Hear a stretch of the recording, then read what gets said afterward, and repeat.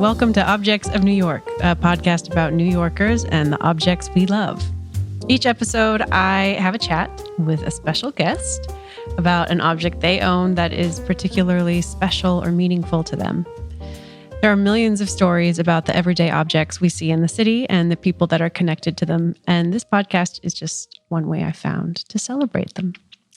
So joining me today is a very good friend of mine, Su Hendrickson. Hey! Who I'm looking at right now through a Zoom screen because we're not together in person, but it sounds like we are. Yeah. Because we have incredible audio equipment. Su is a voiceover artist, an actor. We've known each other since 2012 and is just an all-around, just a stand-up guy. Yeah, I'm just a stand-up guy. Pronoun she, her. I don't think that gender would preclude one from being a funky little guy, and I do think I'm a funky little guy. Yeah, good. I'm glad you said that. I agree. Thank you. Yeah. It just felt right. I am a genius. Thank you. Well, thank you so much for taking a little bit of time to chat in between our nonstop text message thread that goes on all day. It's nice to talk in person. I'm just curious, is there anything that came to your mind right away when I first asked you about doing this chat? No, nothing came to my mind at all. I try to keep my mind a clean, blank slate because I cannot keep my home clean. So my brain gets thoroughly washed every morning. I brainwash myself. It's like when you do a neti pot, but I just, Gets right in the crevices. in one ear. Yeah, exactly. Yeah. But I was thinking about stuff that I own that wasn't bought brand new. And I stood in the center of my living room and I spun around in little circles for quite a while. And I just taking stock of everything that I have. And I noticed that very little things, I can do this. Very few of the things that I own are actually bought new.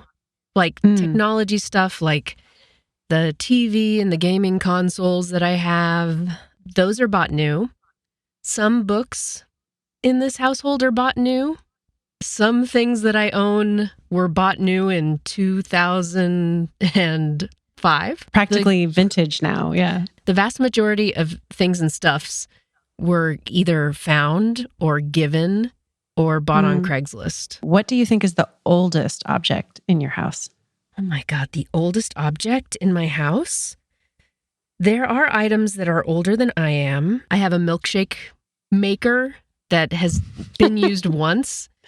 That was given by a theater person who was cleaning out his basement and said, "Who likes milkshakes? I think Sue and Ryan like milkshakes. Here, we'll give them."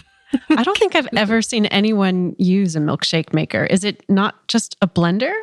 It's not Is it just a special blender. kind of blender? It's like it's got like a sort of cone head looking bulb on top, and then it's a stick with a tiny metal whirring grommet at the bottom. Like one of those frother looking things that you can buy? Yes. And you said that you got that from an actor friend who was leaving their apartment? Yeah, we got that from the delightful Matt Mittler of Jetchy Theater. Gave us an ice cream, or gave us a milkshake maker. How old do you think it is? Like 1960s? No, what do it's you older think? than 19. I would say if it wasn't made in the 90s to look retro, it might have been made in the early 80s, late 70s, perhaps. Oh, cool. But I do have like none of the art that's on our walls has been bought new. There's one giant picture of birds that Ryan found. I love that picture. Over 10 years ago. He just found it on the street and looked at it and said, "Yeah, that's my vibe." And he picked it up. I love that picture. It's big. It's like what? Like at least 5 feet tall? No, it's not. Maybe? No way it's 5 feet. It gives the impression 4 feet, of being 9 5 feet inches. tall. And where was that? Where exactly on the street? Was that in the neighborhood in Flatbush or where was that? No, it must have been in Bushwick somewhere. Oh, okay. Just sort of laying And later, it gave me so much encouragement to find art on the street that I kept picking up pieces of art that I thought would be cool to join their from the streets brethren until I gave it a good, thorough looking over as soon as I got them in my house, and there would always be bugs. I've taken home a few art pieces as well from the street. And as you know, my recent hobby starting from last year is trying to learn how to paint. And canvases can be pretty expensive, especially large canvases. And I found like a really large canvas on the street and I painted over it. And I'm not proud of the painting, and it like kind of sits I faced the painting the other direction. It's leaning against the wall now. You face it into the corner like Blair Witch style? Yeah, I probably shouldn't do that, but that's very I did have intense punishment for the paintings who did nothing wrong. But I feel bad. Like, I don't want to put her back out on the street now because I've made a connection to this painting. I feel like I gave it a new life, but eventually I'm going to paint over it again. But I have to wonder who painted it before and what did they paint over? Thoughts and decisions did they paint over that made them leave it out on the street. Second question for you. I want to know which object in the house has the most unusual circumstance or backstory behind how you found it. Oh, gosh. Unusual circumstances. Well, I don't have the best memory, so the bulk of my belongings, I do look at them and think, now where did you come from? Hey, little buddy. Hey, little guy. Looking at two balls of yarn knotted together. Hey, friends. Where did you come from? Welcome, you're safe here. I'm just thinking about your life and how you move through the world. And, it wouldn't surprise me if two sentient balls of yarn happened to find their way into your home. Ever since I was a child, I have operated under the sort of Toy Story of sense of my things. And this is definitely hoarder mentality as well. My things all have feelings. And so if I treat them differently from my other things, they're all going to know and they're all going to talk about it behind my back. And I'm going to... So this isn't just toys. This is just things. Literally everything I own. My blankets, my socks, my coffee makers, plural. Okay. Do you have a favorite coffee maker, or can you not tell me that because you're afraid they'll be... I can't tell you. Listen, I have two coffee makers and they're both incredible. They're both the best coffee maker of all time. And I acquired both of them in a free manner. So is this something that still happens to this day? Like, I think I do remember you telling me the other day that you apologized to something you ran into at home. How dare you put me on blast for apologizing. But this does make it interesting to kind of think about, well, how could you possibly pick a favorite object if all of them are so equally meaningful and important? But if you did have to choose between my coffee makers, not just your coffee makers, but if I were to ask you, your house is burning down, your cats are going to be fine, Ryan's going to be fine, but what is the one object that you're going to take? All right. If I know that Ryan and the cats are safe, what am I grabbing? I think about this every night. I think about this every morning. And my list is constantly shifting. And it used to be so obvious to me, and now it's less so. But if the cats are safe, because the cats we have 3 cats, so they would take a bit of finagling. They can't be together. I can't just throw them all 3 in the same bag. Like some people have like really happy cats who are best friends and snuggle. You don't have those cats. No, our cats would behave in sort of that riddle with the fox, the chicken, and the bag of and wheat. The scorpion. Oh, I'm thinking of something else. You're thinking about the tortoise and the scorpion that cross the river. And the tortoise is like, hey, I'll give you a ride. But it's the same moral, right? No. There's no moral to riddles. As we all know, riddles have no moral. And they just exist to make you feel like a fool. That's what I've always said. Took the words right out of my mouth. So you get the cats out across the river safely. Ryan has already gotten the cats out across the river safely. Okay. So what else do I take? Well, I feel like if I'm in this position, I have to grab the thing that I definitely am grabbing our PlayStation 5. Yep. Because I worked really hard to get that. It's your legacy in many ways. I'm very passionate about gaming. Ryan is very passionate about gaming. And I took off work for 5 days so that my full-time job was to get a PlayStation 5 as soon as it came out. And I succeeded. That's so cool. So let's assume that Ryan grabbed the PlayStation while he also grabbed the 3 cats. Got it. That's a lot to wrangle. Yep. Okay. And let's also imagine that Ryan grabbed cat food. Because we can't have that slowing me down. And the litter and the litter boxes. Yeah. There's a go bag. There's a go bag. In the fantasy that we're crafting right now, I've imagined that where we're going already has cat litter. Okay. They're ready to accept our cats, but they don't have our cat food. Well, that's good because the food is probably easier to... Is it cans or bags? Well, it's cans for Blondie. It sounds like a Broadway show. It's a Broadway show that never made it. Cans for Blondie. Cans for Blondie, the sequel to Bullets Over Broadway. Yeah. You're doing a really good job of getting to this answer, I have to say. Thank you.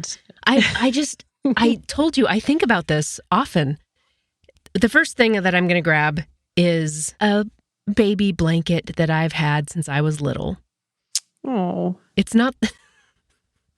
Sorry. Don't feel so cutesy about it. I consider this it's baby a tough blanket, baby blanket. It is a tough baby blanket, and it's been playing second fiddle my whole life because my original baby blanket was robbed from me in London. That's right. Of course. From Jason's flat. We all remember the abduction of Lisa. Lisa's the name of my blanket. Ah, okay. That's good that you clarified that. Lisa was stuffed in a pillowcase would be a different kind of podcast. Yeah. I kept Lisa the blanket in a pillowcase because it was mostly like tattered yarn. It was like a giant square where once a blanket had been. It had deconstructed, yeah.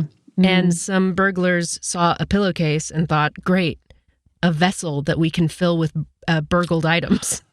It's so awful. Little did they know. I'm sure they love her as much as I did. They have to. They have to. What is the baby blanket made from now? Is it remnants of Lisa or is no. just an altogether different? Okay. There was nothing left. There was nothing left bleak. Of Lisa.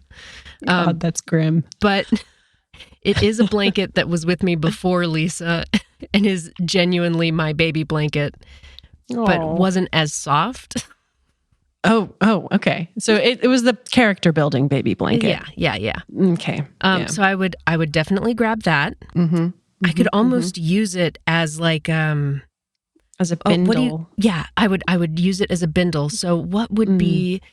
I have many objects that could be the bindle stick. I would grab one of the guitars that we have. We have many instruments in our apartment, but one of the guitars was, I'll say that I borrowed it from my brother when he went to college. And if he's listening now, that is what happened. Yes. No, if he's listening now, you don't remember, but you gave it to me, actually. You just don't remember because you were too drunk from being a college student. You've got the guitar. We've got the guitar, the blanket, both of my coffee makers. Can't separate them. Equally valuable and loved. The bird artwork, that's staying on the wall. The bird artwork, it needs to return from whence it came. And that is Brooklyn. So if it was born in Brooklyn, it'll burn up to ashes in Brooklyn. That's what I've always said about me. Yeah. I wasn't born in Brooklyn though, but that's where my ashes will be. Yes. Perfect. Yeah. I'm going to burn my ashes.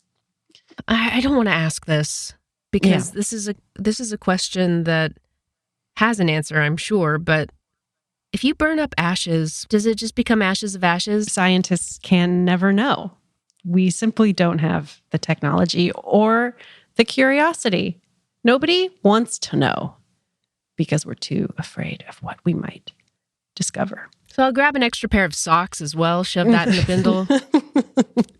I might as well take my marble orb. There's a shop on Instagram that's located in the East Village, I think in this guy's house. And on Instagram, they're called Odd Eye NYC. What? How have I never heard of this? Odd Eye. Like odd EYE? Yeah. Odd, Okay. ODD, EYE, NYC, spelled NYC. Thanks for that. Yep. I Wow. was sort of just like following them and looking at all the interesting vintage thingies that they have. I say thingies because it's like lamps, art, and they had just a marble orb that's striped, and I said, I'm obsessed with this. I need it. That's what I'm talking about. I don't know why That's I needed great. the marble orb. It's quite heavy. So when you got it in person or did you order it online? I got it in person. I went to the person who runs the Instagram account. I think I went to their work. Oh, no way. They had brought it with them and packaged it up very nicely. That's amazing. So, yeah.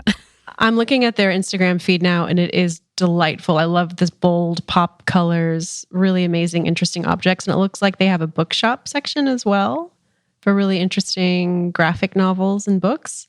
Yeah. This is excellent. Wow, terrific. You've just given me something to add to my spreadsheet of New York stores and thrift stores. This is great. Odd Eye. I love Odd Eye NYC. And they gave me the orb. So the orb's coming. Definitely. Great. I think that's a perfect bindle. A pair of socks, the things that make up the bindle, and orb.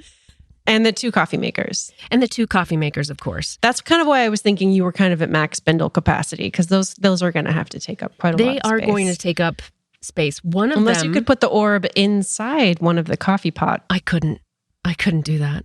You couldn't do that to the coffee pot or the orb.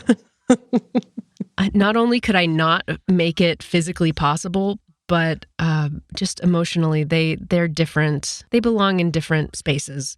I get it. I don't, but I get it. Yeah, I do get it. My newest coffee maker, that's one of the 2 coffee makers, was gifted to me by a woman whose dog I walked. Oh, that's lovely. Can you just tell me about this coffee maker? Coffee maker that was given to me by the woman whose dog I walked. It's pale pink. Gorgeous. Love it. It is a, how do I say this without...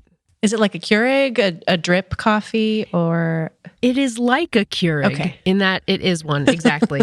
And it's just got like one big button in the center that I press to make it engage. And I put a sticker of my favorite K-pop fellow, Wonho, right on that button. Oh my gosh, I can't believe we didn't talk about Wonho until the very end of this interview. That's insane. I know. I'd come home from the army soon, honey. He was with us the whole time as you were talking about the coffee makers, and I just didn't know it. Wonho is always with me. Even now, the audience won't be able to see this, but I'm holding up a picture of the man. Who is currently at Army. He's at Army in South Korea. My other coffee maker is more of a traditional, you put your ground coffee into the basket and then the water percolates down, was given to me by a very lovely person as part of a job I used to have where I would assist the catering division of a very popular New York-based coffee brand. I love how careful you're being. I don't want to get in trouble. Because I don't know if that coffee maker was given to me with a wink or if it was like given to me because... I think they gave it to you and like your brother, they just don't remember giving it to you. That's what I think happened. Yes, but it's a coffee maker that used to be used for catering missions. Yeah, that's what they're called. Yep, catering missions. Good.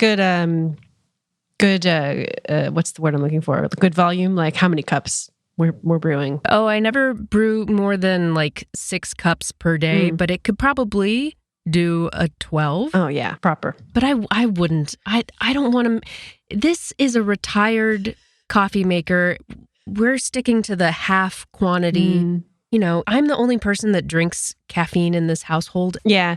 I like the idea that this coffee maker is a retired workhorse who's already done the grunt work of pulling the carriages or working in the factories. But he loves running around and, Having his sonny running around in the pasture at Sue's house. And the current workhorse is the pale pink Wanho Keurig. But he loves it. She loves it? He loves it. The coffee tastes nasty, but it's in the office and I'm drinking it. Oh, that is true, because you do have a really great office setup. So you've got your coffee machine back there inside your booth or just outside. So you got a little break room. It's just outside. I'm inside my booth right now, and I have direct eye contact with the Wanho brand Keurig. Now that you've explained both of them to me and you've described the origin story and what they mean to you, I have to say I think you've made perfect choices for what you would save. Thank you. And I would be heartbroken if you didn't save them in the event of a fire. The problem is that I see every single thing that I own in this same light. Is there a name for that? Mental illness. Right. Like Beauty and the Beast syndrome, but not Stockholm syndrome. But not that. But the ensemble, the other one, Beauty and the Beast ensemble syndrome. Yeah, right. Well, thank you so much for this lovely conversation and peek into your world. And I was picturing all of the objects as you were describing them, because I've seen them and I've been lucky enough to see both of those coffee makers. And I think I've glimpsed a bit of, does your baby blanket have a name? No. Oh, yeah. I can't bring myself to give one to her. Yeah, I get it. Gendering my blanket. Well, I love having these conversations because, as you know, I love things, and I'm going to try out this sign-off phrase that I'm thinking of, which is kind of a paraphrase of Tom Haverford from Parks and Recreation. Because in the show, he says, "Love fades, but things are forever," and I love that.